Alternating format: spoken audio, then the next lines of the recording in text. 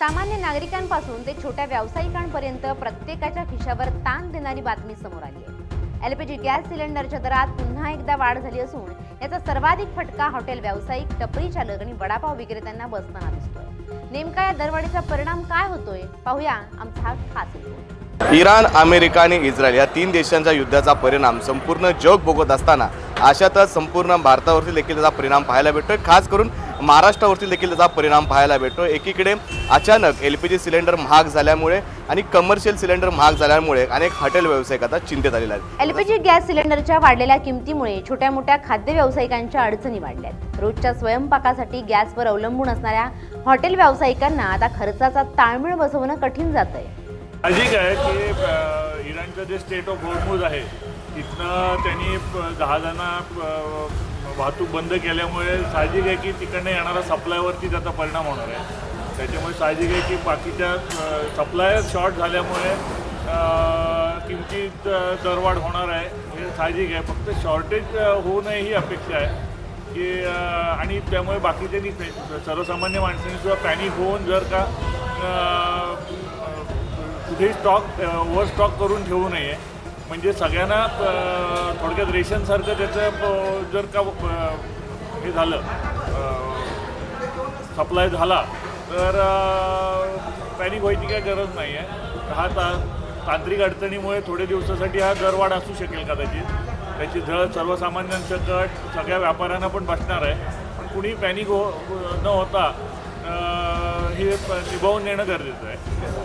जसे करोनाच्या वेळेला सगळ्यांनी 2-4 महिने आपण हे स्ट्रगल केलं, तसं हे 2-3 महिने आपल्याला स्ट्रगल करावं लागेल। ऐन शिंगोच्या काळामध्ये त्याची झळ आम्हाला आता सीझनच्या वेळेला ती झळ सगळ्याच व्यावसायिकांना बसणार आहे। ती सगळेच हॉटेल व्यावसायिक असतील किंवा ज्यांचा गॅसशी संबंध येतो किंवा पेट्रोल डिझेलशी संबंध येतो त्या सगळ्यांना त्याचा फटका बसतो। फक्त हॉटेल व्यावसायिकच नव्हे तर रस्त्याच्या कडेला टपरी लावून चहा नाश्ता विकणारी आणि वडापाव विक्रेतेही या दरवाढीमुळे चिंतेत आहेत। आधीच वाढलेला कच्चा माल आणि त्यात गॅसचे वाढलेले दर यामुळे नफा कमी होत असल्याची भावना त्यांनी व्यक्त केली आहे। काय आता सिलेंडर पण महाग झाला आहे, आता आपल्या कांद्याच्या वस्तूत तेल पण महाग झालं आहे। त्याच्यामुळे आपल्याला आता गिराकीनं पण रेट देता येत नाही एवढा, त्यांना पण परवडायला पाहिजे। आम्ही रेट वाढवलं की आम्हाला त्यांना गिराकीनं परवडायला पाहिजे ना, त्याच्यामुळे आम्हाला आता भरपूर हे व्हायला धंद्याचे आणि आमच्या असं भाडं आहे, इथं पगार आहेत, आपला लाईट बिल आहेत, त्याच्यामुळे आम्हाला आता कठीण परिस्थिती निर्माण झाला आहे।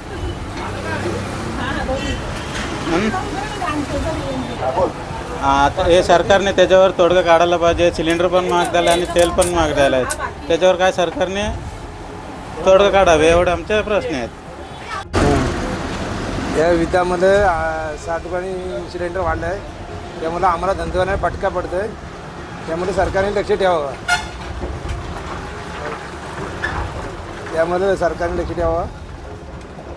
हातावरचं पोट आहे, त्यामुळे लक्ष सरकारने ठेवावं। एलपीजीचे गॅस सिलेंडरचे रेट आहेत ते अचानक प्रमाणात वाढण्यात आलेले आहेत।